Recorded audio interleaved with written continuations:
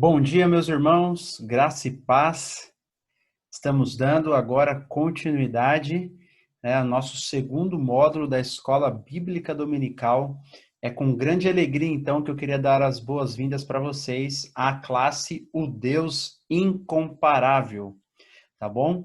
E eu gostaria, então, dessa primeira aula, dar uma introdução sobre o que será visto nessa classe, o que nós esperamos que você possa aprender com essa classe e um breve assunto introdutório, tá bom? Então, espero que você esteja animado. Pegue aí o seu caderno de anotações, pegue a sua Bíblia, o seu café e vamos caminhar juntos por essa matéria. Seja bem-vindo, então, ao segundo módulo da Escola Bíblica Online da Igreja Batista Itaipu, classe do Deus Incomparável. Vamos falar um pouquinho da ementa. Qual é o nosso objetivo geral aqui dessa matéria? O nosso objetivo geral é apresentar os atributos de Deus. Existem vários assuntos, vários temas quando nós queremos estudar sobre Deus, né? Mas essa classe em específico vai ser para falar sobre os atributos de Deus, né? Sobre o caráter de Deus, sobre a maneira como Deus age. Tá bom? Esse é o nosso objetivo geral.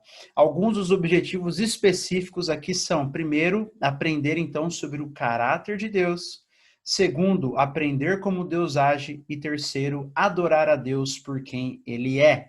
Tá bom? Então, essa é a ênfase dessa classe. Nós queremos que, ao você estudar essa classe, não seja apenas uma ênfase intelectual, mas sim que isso possa te ajudar a crescer em piedade, em espiritualidade diante de Deus. Então, esperamos que ao final você tenha sido apresentado, então, aos principais atributos de Deus. Também são vários, vocês vão ver que algumas aulas nós vamos falar de dois atributos de Deus, porque realmente o tempo é curto para o tamanho que esse assunto exige. E também lá no final você vai poder aprender, então, ter aprendido mais, esperamos, sobre o caráter de Deus, sobre a maneira como Deus age e poder adorar a Deus, então, com mais convicção de quem Ele é.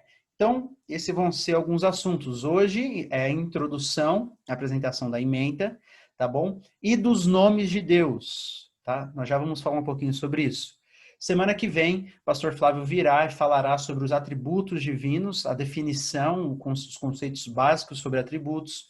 Depois vai falar sobre o Deus que decreta e é imutável, o Deus que é, depois nós veremos o Deus que é onisciente, onipotente, onipresente, o Deus que é amoroso, nós veremos a soberania de Deus, o Deus que é paciente e fiel, o Deus que é eterno, infinito e autossuficiente, o Deus que é transcendente e imanente, e o Deus que é santo, né, e é um Deus irado, e um Deus que é gracioso e misericordioso. Então você vê que existem aulas que nós veremos até mesmo 3 atributos, tá bom? Então aperta o cinto aí e venha com a gente aprender mais sobre quem é nosso Deus.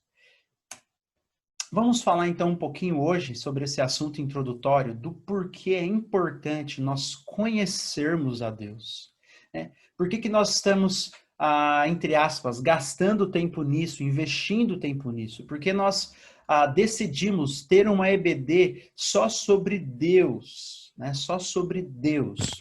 Jesus, em João capítulo 17, ele diz assim: "E esta é a vida eterna, que te conheçam, o único Deus verdadeiro, e a Jesus Cristo a quem enviaste."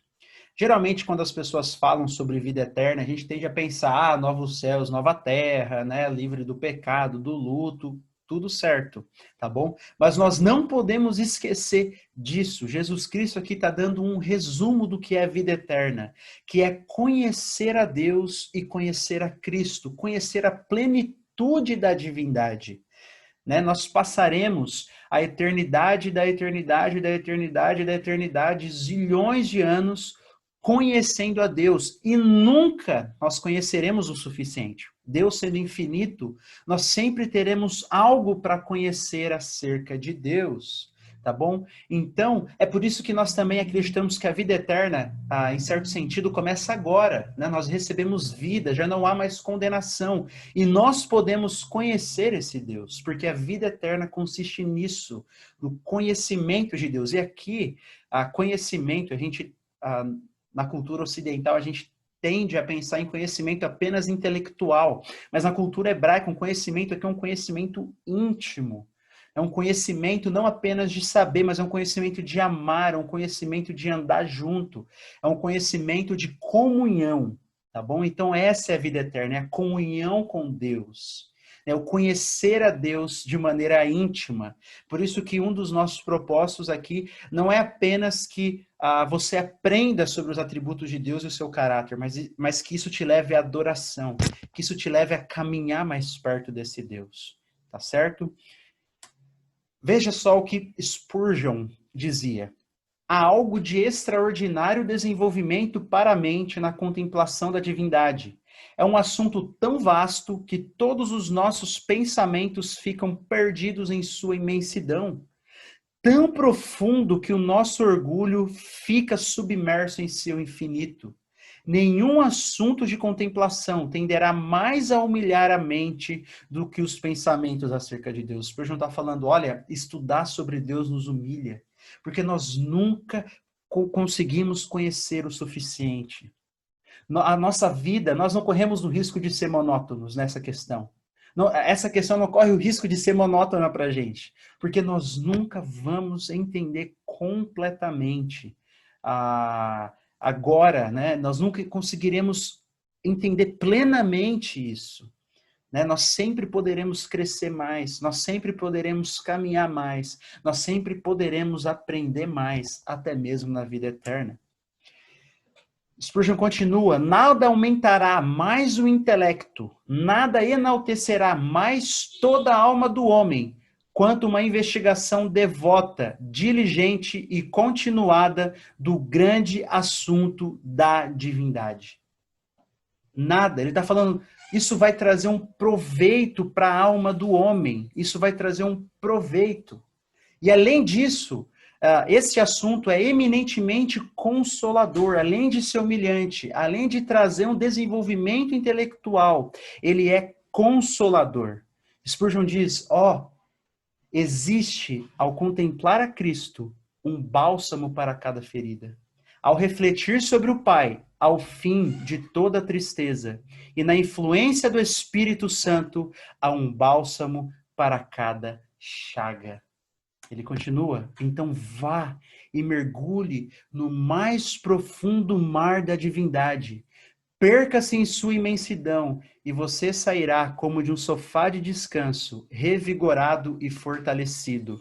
Eu não conheço algo que possa confortar tanto a alma, acalmar as ondas de tristeza e dor, trazer paz para os ventos da provação, como uma meditação piedosa sobre a divindade. Spurgeon. Então, olha o que ele está falando. Olha, mergulhe nesse mar da divindade. É imenso. E você encontrará, então, repouso para sua alma. Você encontrará bálsamo para suas chagas. Você encontrará descanso das suas ansiedades. Você encontrará a paz e alegria para o seu coração mergulhando nesse assunto. Então, é por isso que nós desejamos, meus irmãos, que vocês possam, então, encontrar isso ao estudarem sobre essa classe. Que vocês possam descansar em Deus, confiar nele e aprender para que vocês possam adorá-lo, para que vocês possam aplicar isso nas suas vidas, se agarrarem nessas verdades, tá bom? Então, que você possa estar animado, que esse texto aqui possa ter feito você sentir o coração mais ardente ainda para aprender sobre esse assunto. E para começar a falar sobre Deus, tá bom? Uma coisa muito importante é nós aprendermos sobre os nomes de Deus, tá bom? Como assim os nomes de Deus? Primeiro, na cultura hebraica, o nome de uma pessoa é uma expressão ou revelação de quem ela é. Na Bíblia, existem várias maneiras com que a Bíblia chama a Deus, tá certo? Então, a gente vai tentar dar aqui nós vamos ver uma pequena introdução a isso. E na cultura hebraica, o nome de uma pessoa não é simplesmente porque alguém achou bonito, né? Na nossa cultura ocidental, a gente, assim, aqui na cultura do Brasil e tal, a gente não pensa no significado do nome tanto assim, né? E às vezes, quando a gente pensa num significado, geralmente não é algo óbvio, né? Tipo, você tem que ficar pesquisando e não tem muito a ver com o nome em si, né? Mas no hebraico era uma coisa já, né? Era algo claro. Aquele nome já refletia sobre aquela pessoa. Por exemplo, Abraão significava pai de muitas nações. Né? Jacó, aquele que agarra sua mão ao calcanhar, lembra? Nasceu grudado no calcanhar de Esaú. Ou aquele que engana, é o caráter de Jacó. Né? Ou Israel, depois que o nome dele foi mudado, né? O nome de Jacó foi mudado para Israel, depois que ele batalhou com Deus, né? Significa príncipe que luta com Deus e prevalece. Príncipe que luta com Deus e prevalece. Então, na cultura hebraica, o nome, ele apresentava a pessoa ou revelava uma faceta do seu caráter, uma faceta de quem ela era. Ou alguma coisa que aconteceu na vida dela que mudou, então o nome dela foi mudado. Então, os nomes de Deus na Bíblia, eles são inseparáveis de sua pessoa, e esses nomes eles refletem e exprimem uma verdade sobre o seu caráter e sobre a sua pessoa. Tá bom? Então, os nomes de Deus não é simplesmente um título com que nós chamamos a Deus. Não, o nome de Deus traz um significado. Cada nome de Deus traz uma verdade diferente. Cada nome de Deus traz algo que nós podemos crer sobre ele e algo que nós podemos conhecer acerca do seu caráter e de como ele age. Tá bom? Então, por isso que ao falarmos sobre o Deus incomparável, né, nós também precisamos ver, então, um pouco desses nomes de Deus. Então, vamos lá. Não vai dar para ver todos, tá bom? São vários. Eu espero que a gente consiga. Eu vou tentar mandar para vocês uma lista dos nomes de Deus. São muitos para que você possa meditar. Um dos nomes mais conhecidos é o El, né? O El, português, tá bom? Não vou ficar falando aqui em hebraico, até porque eu não sei, tá bom? Mas Deus, a transliteração do hebraico aqui é El, tá? E esse nome, ele denota força, poder, grandeza e a majestade de Deus.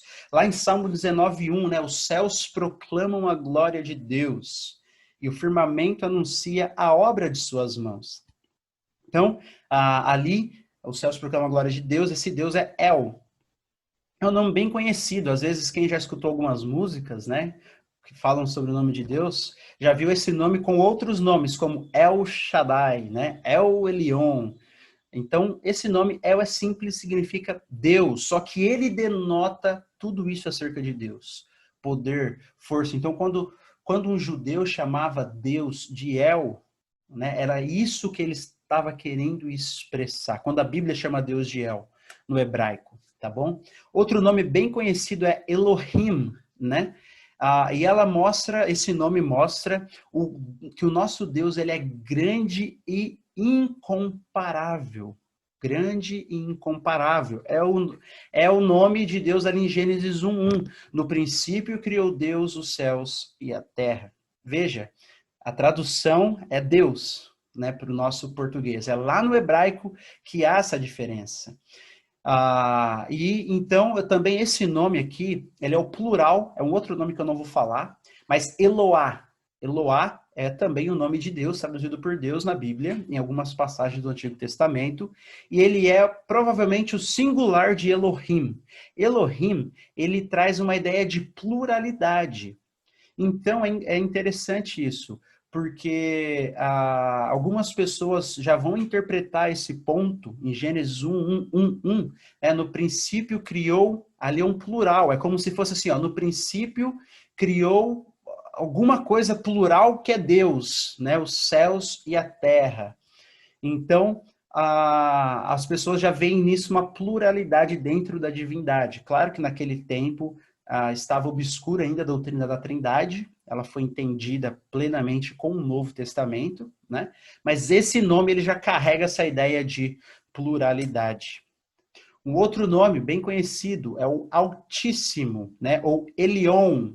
Esse Eli, não sei se é assim que se pronuncia, em aramaico, tem algumas porções da Bíblia em aramaico, em Daniel, em Esdras, se não me falha a memória, bem pouquinho mesmo, ele traz essa ideia. E esse nome no grego, Rupsistos, também não sei se é assim que se pronuncia, tá bom?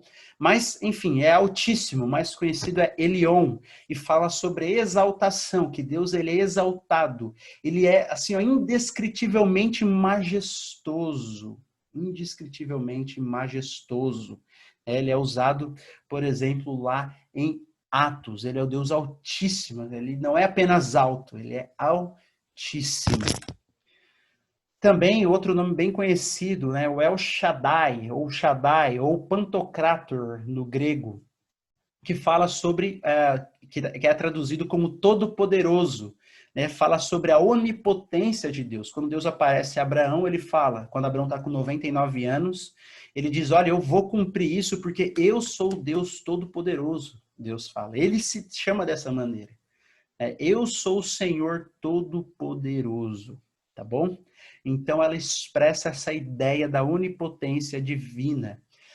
Outro nome bem conhecido, né? O Adonai, ou Senhor, tá?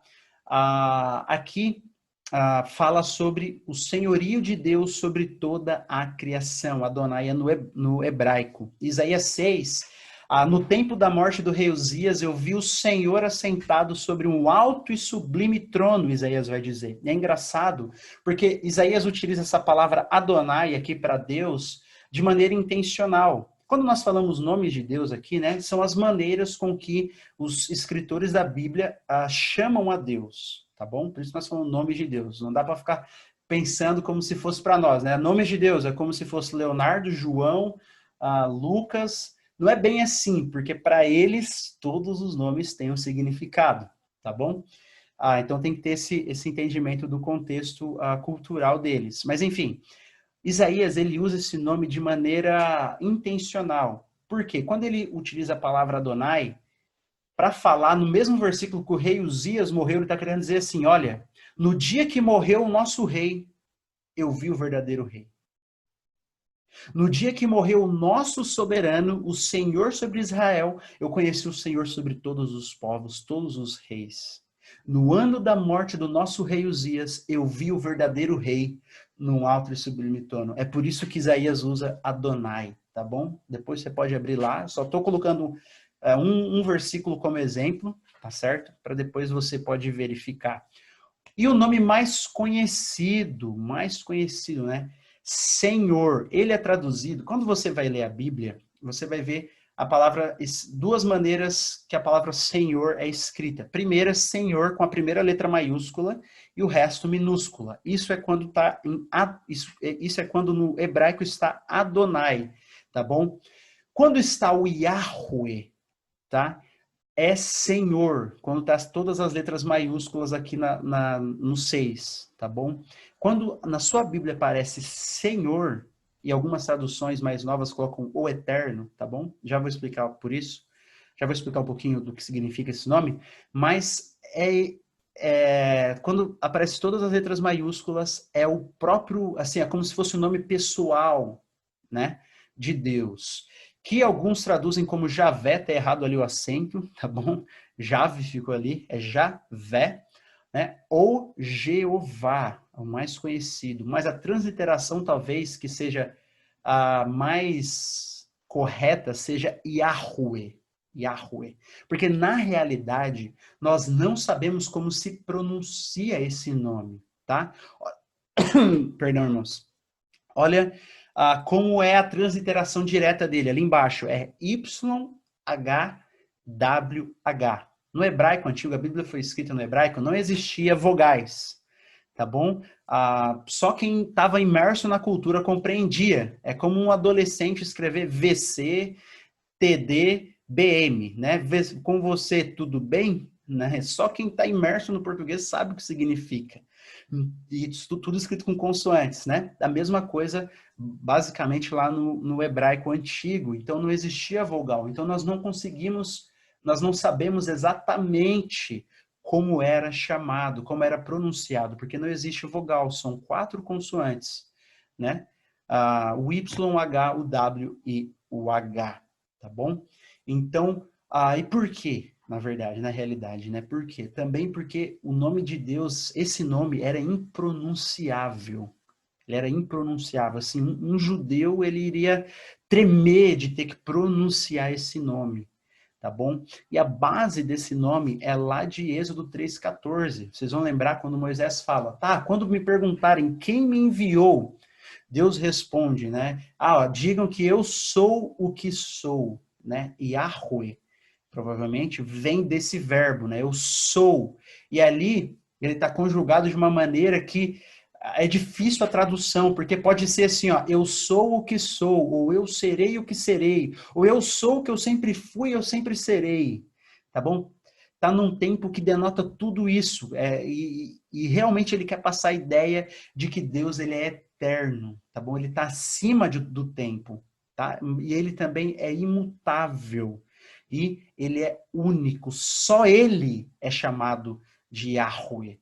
Né? Os outros nomes, El Shaddai, El Shaddai não, é El Shaddai, Adonai, poderiam ser usados, as outras nações poderiam usar para os seus deuses, mas esse nome aqui identificava especificamente o Deus de Israel, o Deus de Israel, tá bom? Então, quando na sua Bíblia você estiver vendo no Antigo Testamento escrito Senhor com todas as letras maiúsculas, saiba que é esse nome que aparece ali, tá bom? Que nós geralmente chamamos de Javé ou Jeová, mas a melhor maneira, né, de falar, talvez, como eu falei, não tem como ter certeza, seja Yahweh.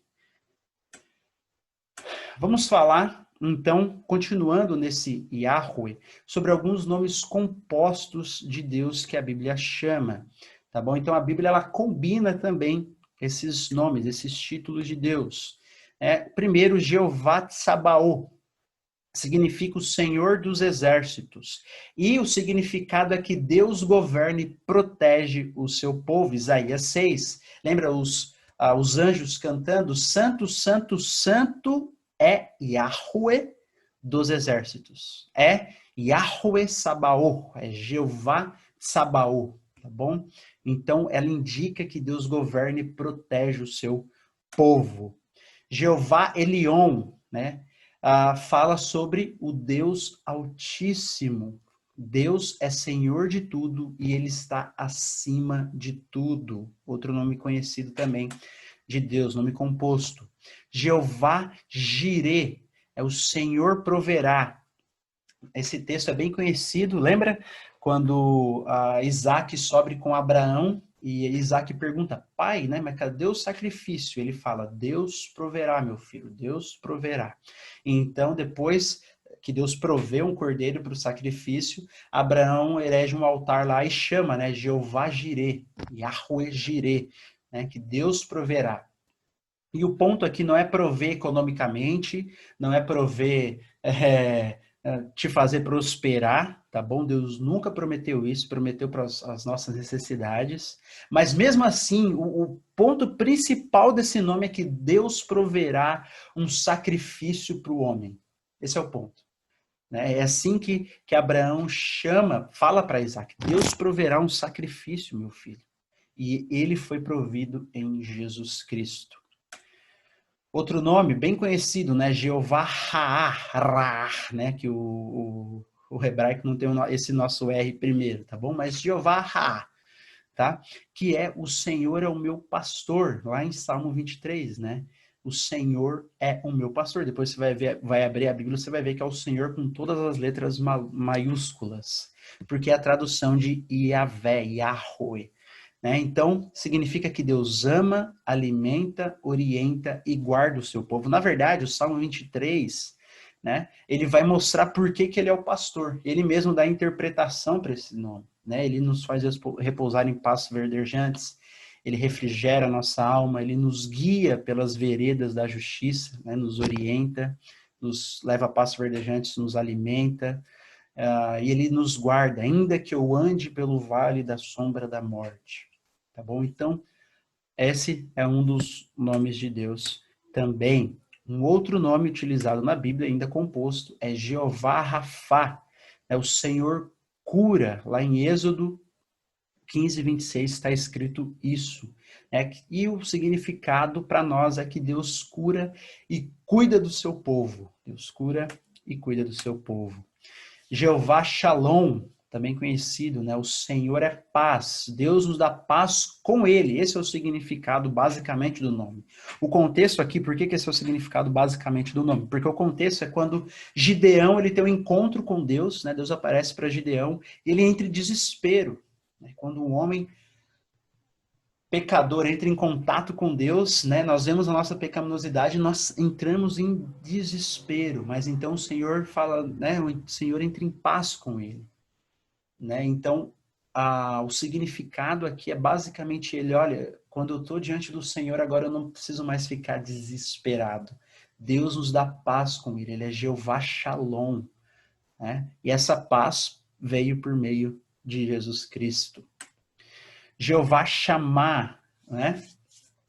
O Senhor está aqui ou o Senhor é pessoalmente presente. O significado é que Deus está com o seu povo. Ezequiel 48, quando está falando da restauração do mundo, quando está falando da instauração já do reino de Deus plenamente, ele fala, né, que Deus está ali, é Jeová Shammah.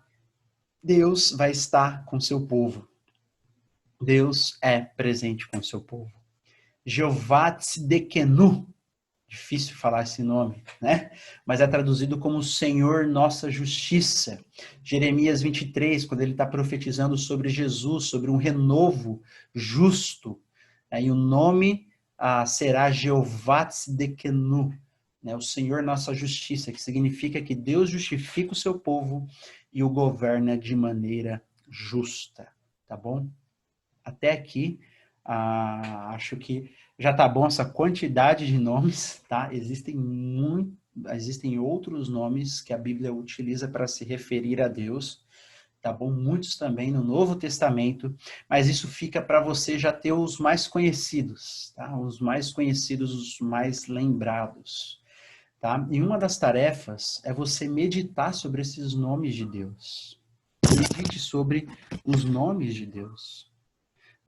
Ore sobre eles. Por exemplo, você pode abrir o texto de Isaías 6, lá, Jeová Sabaoth, né? Você pode abrir o texto de Isaías 6, você vai ver que ele é o Senhor dos exércitos, e você pode orar e meditar naquele texto.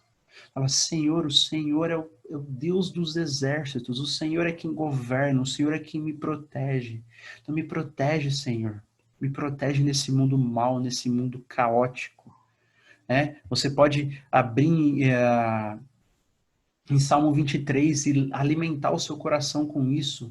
Quando você está passando por alguma dificuldade, quando você está passando por extremas dificuldades, quando você está passando por momentos de provações, você lembra, Deus é o meu pastor, Deus é o meu pastor, Ele está me guiando, eu não estou vendo. Eu muitas vezes não estou sentindo, mas eu sei que ele está me guiando. Por quê? Porque é o nome dele. É quem ele é. É o que ele faz. Ele é o pastor do seu povo. Isso está no coração de Deus, se a gente pode usar essa expressão. Isso faz parte dele. É quem ele é.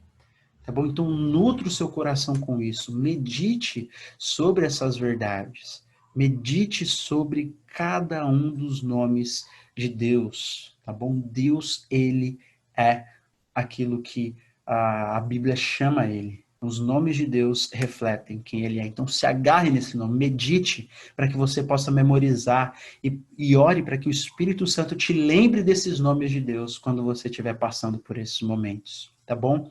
E responda o questionário, tá? Nós vamos enviar um pequenininho questionário. Espero que você possa responder então, tá certo?